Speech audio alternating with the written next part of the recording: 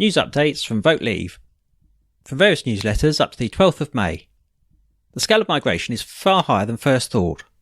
Figures released today reveal that the scale and impact of immigration from the EU is even higher than previously admitted. In the 4 years up to June 2014, statistics had already shown that 750,000 EU migrants had come to the UK. However, the new figures, which take into account national insurance number registrations, reveal the figure to be 1.5 million, twice as high. The government tried to stop these statistics being published, as they add further evidence to the fact that we cannot control migration as long as we're in the EU. This puts huge pressure on our NHS, housing, schools and other public services. Downing Street claim that the higher number is due to short-term migration. However, this is highly significant, as it's arguably more damaging in terms of wage and work conditions. You can read our full response to the statistics at our website.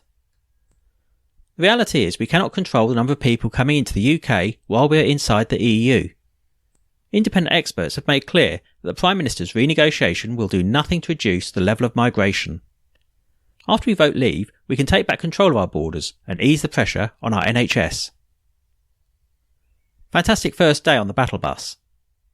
Thank you to everyone who came out to support the first day on the battle bus. There were hundreds of enthusiastic Vote Leave activists to welcome Boris Johnson and Gisela Stewart in Cornwall. You can check out some of the photos from the day on our Facebook page and Instagram accounts. Throughout the day they toured the county, spreading their positive vision of why we should vote leave and take back control of the 350 million we send to the EU every week. They answered questions from people from all walks of life who were keen to understand the key issues surrounding the referendum debate, as well as finding time to visit the St Austell Brewery.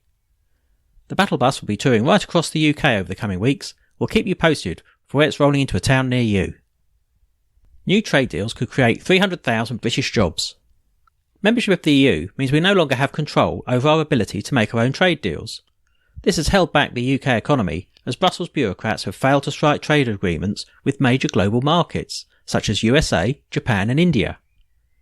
Vote Leave research reveals that if we take back control of our own trade policy and negotiate our own agreements with these countries, we could create 300,000 jobs in the UK.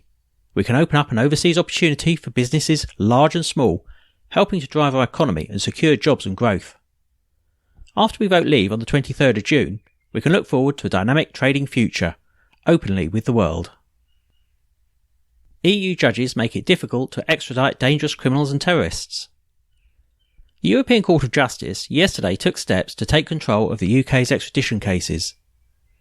The European Court will use the Charter of Fundamental Rights, which the government originally said would have the same legal effect as the Beano in the UK, in order to decide if we can deport dangerous criminals. This will make it easier for dangerous criminals and terrorists to remain in the UK. The ruling could even have prevented the extradition of Abu Hamza, had the judgment been made at the time of his extradition. These rules should be made by elected lawmakers accountable to the British people, not faceless bureaucrats in Brussels or unaccountable judges in Luxembourg. After we vote leave on the 23rd of June, we can take back control of these key decisions and make our country more secure. These news items are from Vote Leave newsletters. Do visit their website to make a donation.